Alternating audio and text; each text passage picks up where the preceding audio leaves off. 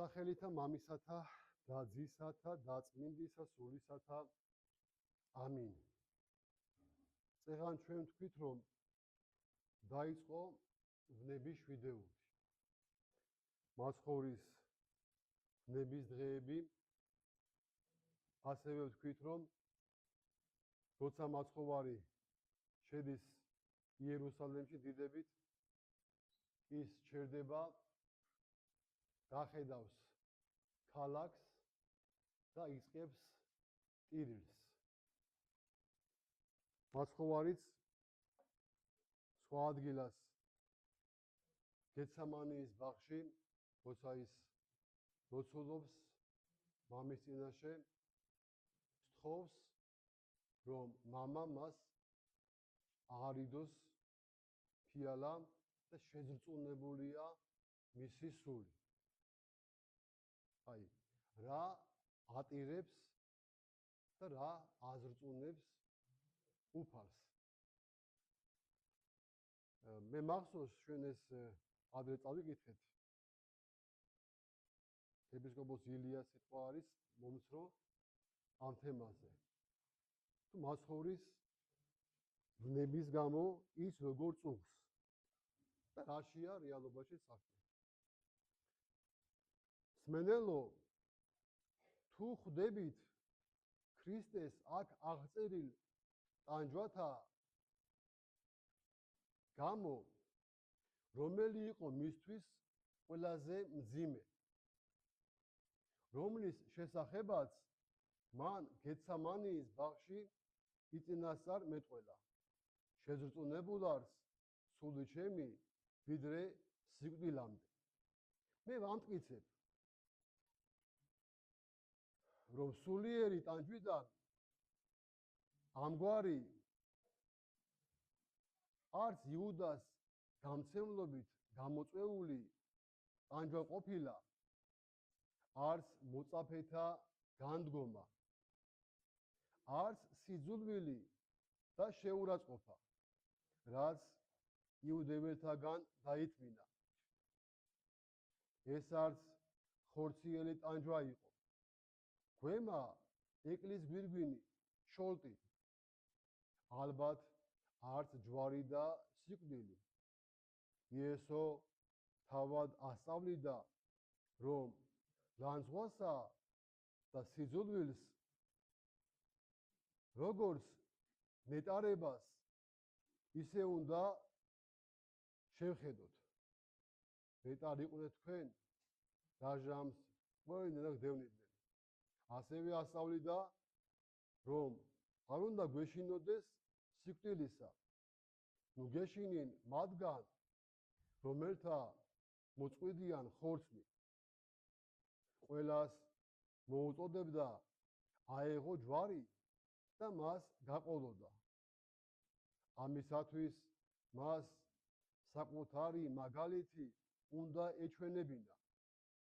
თუ კი ყველა ამ ტანჯვას წინასწარ ჭრეტდა და მათ გამოწუხდა, ჩვენთვის როგორ უნდა ჩაეგონებინა თავისი მაგალითით? არა, არც ესაა მისი დიადი ტანჯვის მიზეზი. წმინდა მოწამეთა სახეებს შორის ბავშვებს ვხედავთ, ნაზ ქალწულებს, ისინი ცეცხლში ვარდებიან, წამებისას გალობენ. სასიკვდილო მახვილს და ჯვარს ეამბორებიან. სიკვდილს, თვალს მამაცურად უსწორებენ. განა შეიძლება იმის დაშვება, რომ ღმერთ კაცმა გნელებათა შორის უამაღლებულესმა და უკეთილშობილესი სულის უძლურთა ძალა, მამაცთა გამბედაობა, მოწამეთა მეუფე ღვთის ეშინია და ღონე მუხდილი ამბობს, შეწუხებულარს სული ჩემი ვიდრე სიკვდილამდე. ნუ თუ მხოლოდ იმიტომ, რომ მოწამეობრივი სიკვდილი განჭვრიტა, არა, ეს შეუძლებელია. თუ კი მასში სულმოკლეობას დავუშვებთ, ამით მათ მას კვლავ შეურაცხყოფთ. მას ეს რა არის, რას განჭვრეთს და ასე რისთვის წუხს. ყური მიგდეთ. იესო ქრისტე უსოდველი ძე ყოვლადწმინდა ქალწულისა, ხოლო ჩობილი ძე ღვთისა ადამიანებისადმი უკიდურესი სიყვარულით აღძრული ისეთი ტანჯვის დასათმენად მოდის, არავის რომ არ დაუთმენია. მიდის, რათა თავისი ყოვლადწმინდა სისხლი დათხიოს. მიდის, რათა საყოველთაო ცხონებისათვის ჯვარზე მოკვდეს, როგორც ბოროტმოქმედი. ერთი იგი ყოველთათვის მოკვდა, თუმცა იმასაც განჭვრეთს, რომ ადამიანთა დიდი ნაწილი მაინც წარწყდება. მისი სახელი შეიბღალება, მისი სისხლი გაითელება. ჯვარს კი ურწმუნონი და ცოდვილნი შეურაცხყოფენ. ალბათ ამას ჭვრეტდა იგი. აი, ასეთი ტანჯვის ფიალის შესასმელად, ასეთი სამარცხვინო სიკვდილის დასათმენად მემზადები, რათა ადამიანთა სულები ჩემთან სამოთხეში მივიზიდო, რათა მათით ჯოჯოხეთი არ აივსოს. მზად ვარ სიხარულით ვევნო, სიკვდილი არ მაშინებს მამაო ჩემო, არა ვითარცა მემნებავს, არამედ ვითარცა შენ, მაგრამ ვევნო უშედეგოდ მოვკვდე ისე რომ ვერ ვაცხონო მრავალნი, ეს კი საშინელებაა. ეს ჩემთვის სიკვდილზე უარესია. შეწუხებულარს სული ჩემი ვიდრე სიკვდილამდე. თუ კი იესო იმის გამო ნაღლობს, რომ ცოდვილთა და ურწმუნოთა ტანჯვა განჭვრიტა, მართლმადიდებელ ქრისტიანთა ცხონების განჭრით თუ მოგეშობს, ვაი რომ ეს კიდევ უფრო მეტად ამწუხრებს და ამიტომაც ამბობს, შეწუხებულარს სული ჩემი ვიდრე სიკვდილამდე. ქრისტიანი ნიშნავს ადამიანს, რომელიც ქრისტეს ნებების მეშვეობით ეშმაკის სატანჯველისაგან არის გამოსყიდული. ნიშნავს ადამიანს, ვისი ცხონების საზღაური ქრისტეს სისხლია, ვისაც ჯვრით დაბეჭდილი და სამოთხეში დასამკვიდრებლად გამწესებული სული აქვს, მაგრამ რამდენ ქრისტიანს იმხრობს ეშმაკი. ქრისტეს მთელი ცხოვრების ღვაწლით მოპოვებული რამდენი სული იღუპება ყოველ წუთს. ქრისტეს ნებათაგან სწორედ ეს არის ყველაზე დიდი ვნება. იგი სწორედ ამას განიცდის, როცა ამბობს, შეწუხებულარს სული ჩემი ვიდრე სიკვდილამდე. ცეცხლის ბაღში ის იმიტომ არ დასემდიანდა და დამწუხრდა, თავისი ვნება და სიკვდილი წინასწარ იგრძნო. არამედ იმიტომ, რომ ჩვენი უმადურობა წინასწარ განჭვრიტა. არა ჯვრის, არამედ ჩვენი ცოდვების სიმძიმე წინასწარ იხილა. აი რამ გამოიწვია მისი მწარე ოფლი და ტკივილი. გონია რომ ის ასე ამბობდა. იმ ადამიანების გამოსასყიდად მივდივარ, რომლებიც ჯოჯოხეთში ტანჯვისთვის იყვნენ განწირულნი. მათ ასეთი დიდი ვნებით, ჯვარცმით, მრავლად დათხეული სისხლით გამოვისყიდი. მაგრამ ჩემს მიერ გამოხსნილთა შორის ისევ ვიხილავ ერთ გინმეთაგანს, ვერთის მოყვარეობით იუდას მსგავს, ჩემს გამცემს. ვიხილავ მეორეს, პეტრესავით, სრუფიცით, ჩემს უარმყოფელს და კიდევ სხვას ბრბოში ამ ქვეყნის ძლიერთა შორის, ვინ ჩემს თავს ბარაბას ამჯობინებს. მავანს თავისი ხორციელი სიამოვნებით ჩემს მომწყვლელს და ყოველგვარი ცოდვით ჩემს ჯვარცმელს. რაიმე სარგებელარს სისხლთა ჩემთაგან. ვისი სიყვარულისთვისაც ჯვარს ვეცმი, ისინივე მაცვავენ ჯვარს.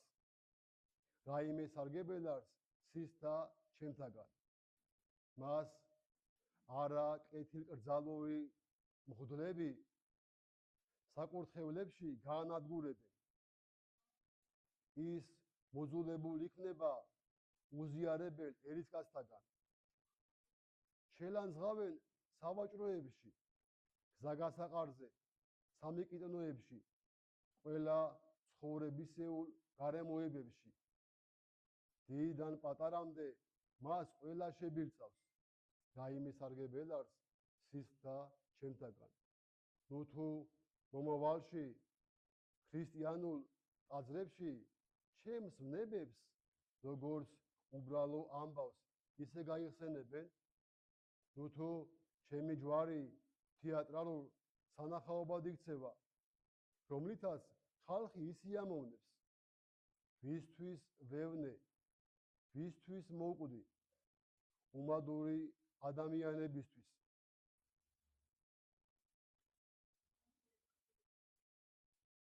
რომლებიც ჩემს სიკეთის ყოფას არ ცნობენ, ან სრულიადაც არ სჭირდებათ რაიმე სარგებელარს სისხლთა ჩემთაგან. აი რად არის შეწუხებულ სული ჩემი ვიდრე სიკვდილამდე. ქრისტიანენო, ეს არის უმადურობა, რომელსაც ვერაფერს შეადარებ. მოკვდა სკვითთა მეფე ფერისადი. მას სამი ვაჟიდან სამთავეს მეფობა სურდა და ისინი ერთმანეთთან სამკვდრო საისოცხლო ბრძოლაში ჩაებნენ.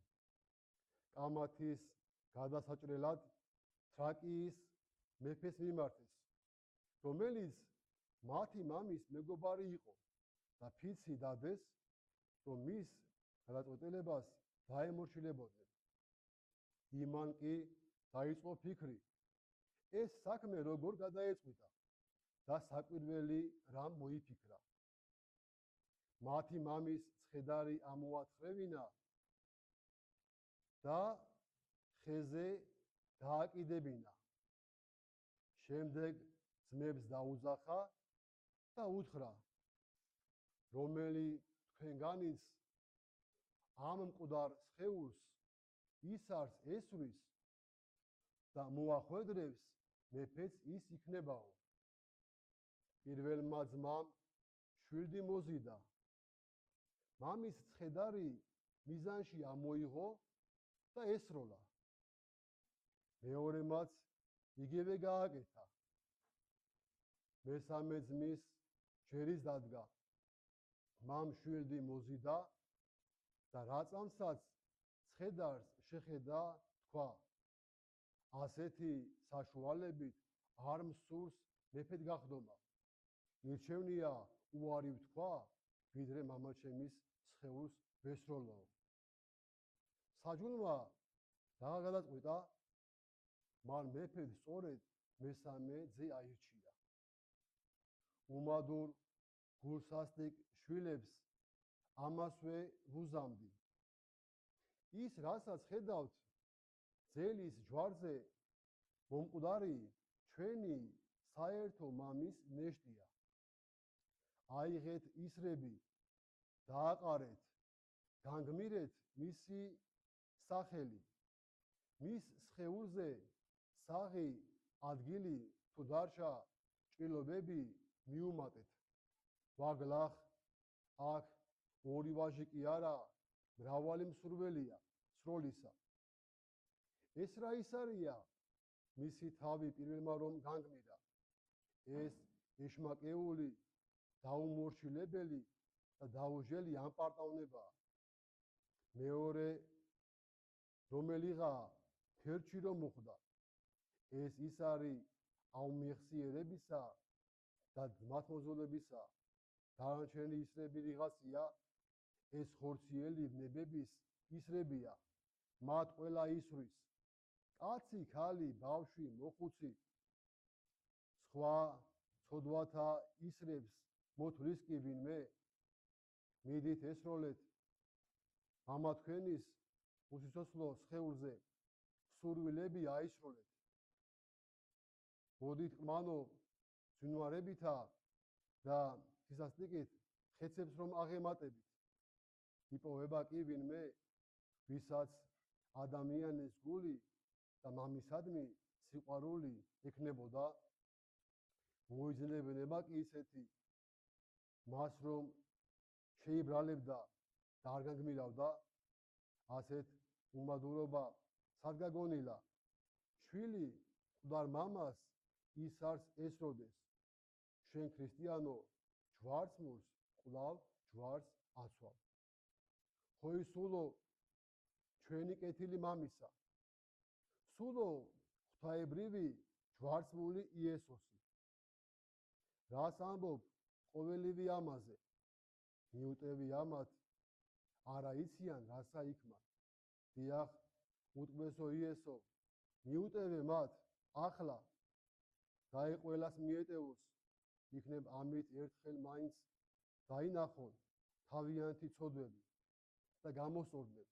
მიუტევი ამათ, ჩემი იესოს გულო, შე რაღაც ამბობ? მიუტევი ამათ, ცოდვილის გულო, შენ რაღაც მიუგებ? მომიხსენე მეუფალო, ოდეს მოხვიდე სუფევითა შენითა. ამინ.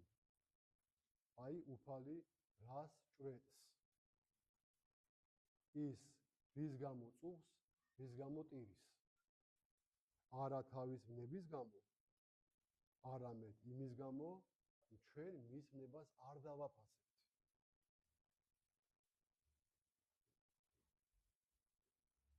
ისევ დავრჩებით ცოდვებში, ისევ არ მოვინანიებთ, ისევ ვიამპარტავნებთ, ვიქნებით მრისხანებაში და კიდევ სხვა მრავალში. და თუ ჩვენ გვინდა ამისი გამოსწორება, გვაქვს დრო სინანულის.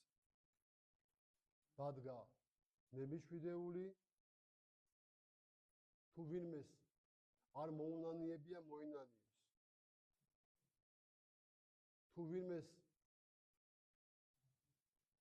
ჯერ კიდევ არ მოსულა ეკლესიაში, მოვიდეს და ღმერთს თავის ცოდვების გამო პატიება სთხოვოს. ჩვენ ამით მაცხოვრის ჯვარცმას და ღვალს დავაფასებთ. ღმერთმა ამის უნარი და ძალა მოგცეს. ღმერთმა დაგლოცოთ და ღმერთმა